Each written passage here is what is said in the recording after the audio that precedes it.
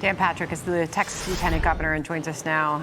Thank you very much, sir, for joining us. Our heart breaks for all these families and victims and just the community itself and everyone involved. The search for survivors is ongoing. Can you please give us an update?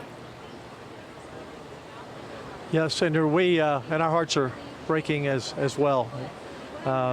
Toughest disaster, and we've had many in Texas, that I've ever been involved in, and I think much of our emergency team has ever been involved in. We continue to search. We're not going to give up. Miracles happen. We've seen them in past floods. I know as the days go longer, many people are losing hope, but we're not losing hope. We're going to continue to work hard to search. This is a very tough area to search, obviously. You have to go through, you see the debris in the background, you have to go through all that debris. And of course, everything is piled up along the river. So it takes very long just to do a grid at a time, but that's what we're doing. And we're going to continue to do that. And then we're going to continue to be sure those that we do not find are found and reunited with their families. You know, we had the story of Coast Guard rescue swimmer Scott Ruskin, who was on scene as the flooding became apparent, the devastation afterwards. As highly trained as he was, it is. Here's what he said when he looked out at the scene below him from a helicopter. Listen here. Even as a professional rescuer, I was nervous about getting in the water. I can't imagine how 8, 9, 10-year-olds, like, these kids are heroic. Like, they need to get the credit they're getting that they need. You know, they, like some of the camp counselors, were saving lives before we even got there.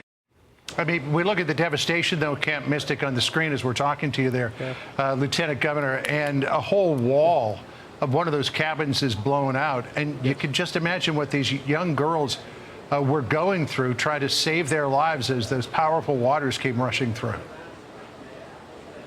Yeah, I talked to a couple of parents, or was related to me from someone who talked to them and whose girl was saved, and she told the story about how their counselor broke the windows open and they dove out the window in their nightgowns or their pajamas and neck-high water, and imagine in the middle of the darkness and the roaring of the water and all the brush going by them, and they swam for about 10 or 15 minutes. They walked, and they were one of those saved. I don't know if this helicopter saved them, but they were eventually saved. You know, I was talking to the governor today, John, and we have a special session coming up, and it's going to take time, obviously, to look back and do a total analysis of everything that happened. But one thing that stood out to me and the governor was that I think it was the mayor of the county judge said that the voters didn't want sirens here.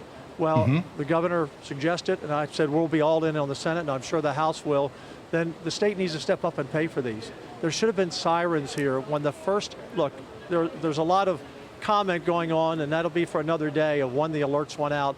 But there was an alert around 1:30, very late, about the flash flood. But had we had sirens along this area, up and down, the same type of sirens that they have in Israel when there's an attack coming, that would have blown very loudly, it's possible that would have saved some of these lives. And so if the city can't afford it, then the state will step up, and we need to have these in place by the next summer, when the next season comes, when people are floating down the river. You know, there are 15, 18 camps along here, and it was this one camp where the worst possible storm hit in the worst possible section on the most vulnerable part. And Camp Mystic was part of that. So we're going to get the sirens along here, because if there had been sirens blaring out at 1:30 and it was late when that came in from the National Weather Service, but it was still several hours before the storm. In fact, I think some of the people were saved we've talked to and their relatives.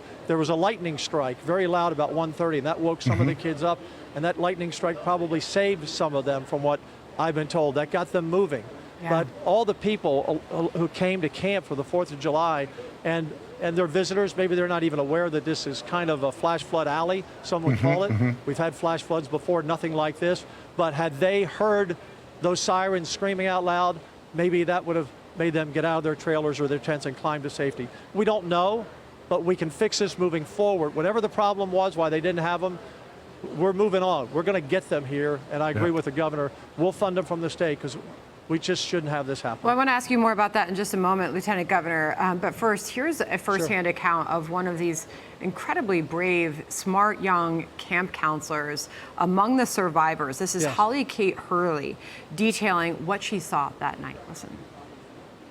I was with my campers in the middle of the night. It was about 1:30 in the morning, and rain just kind of started coming through our windows. I woke my girls up, told them to close the windows, and then the power just went out. 2 of the cabins with the 7-year-old girls were wiped away, and all these girls were missing. And we went back to our cabins and, tried to keep up good spirits with these young girls. Just an incredible young woman there, who's been through so much herself, having seen what she did and go through what she did. One of the camp counselors detailed that they had their girls start to think about running to safety when they had a helicopter overhead. That was the first warning that they thought that there was danger looming. So you're saying there should have been these sirens in place. There should have been more warning that danger was coming. There's now another looming and rising flood threat. So how are you going to address this new weather coming? Yeah. Well, I think everyone's going to be on high alert now, and that everyone will be watching the weather closer, the people who are here. And I want to be clear, I'm not casting blame on anyone. There's no blame here. I'm just saying that it's clear now that a lightning strike shouldn't be what needs to happen to wake people up.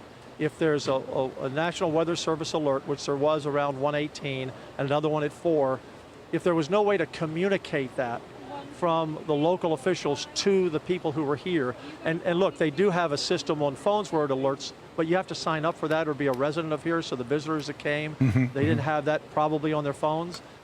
So there needs to be a better system. This is clear that needs to happen. Again, that's no blame on anyone for not having it.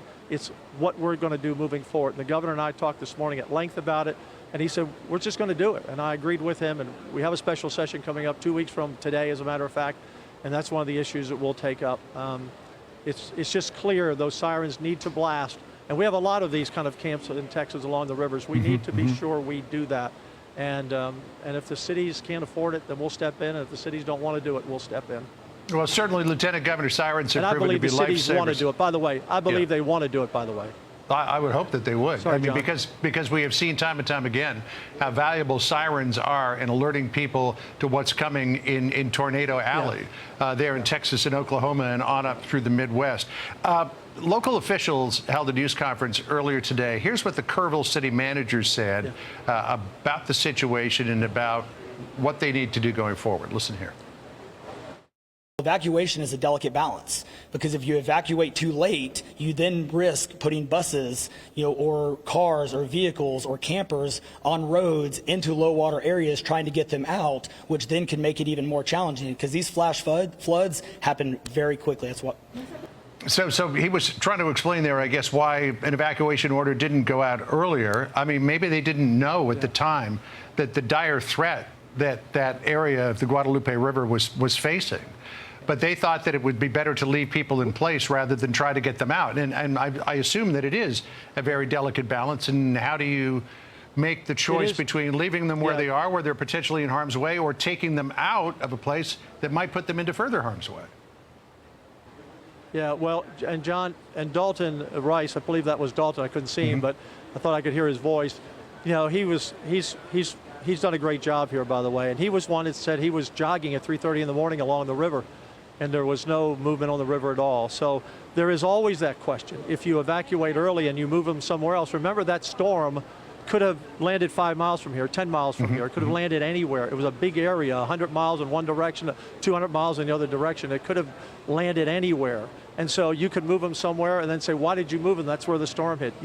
That's always going to be a difficult situation. Do you stay in place or do you move? And depending on that time, again, I'm not casting any fault on anyone here or anyone else. I'm just saying that it's clear that one thing that could help in the future, it would seem, no matter what other redundancies we have, are sirens that could blast very loudly.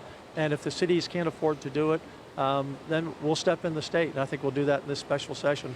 Well, the governor and I think that's one of the first things we can do, so that those are up and installed, hopefully by next year for the next summer season. And the president will be making his way there. He announced just yesterday he'll be making his way there to Hill Country pay his respects. And obviously, this is as the search for any survivors continues at this hour. Lieutenant Governor, thank you for joining us. Yeah. Thanks, Lieutenant Governor. Hey, Appreciate it. thank you, and thank you for your coverage. All Pray right, for God us. bless. We'll be praying for you. We will.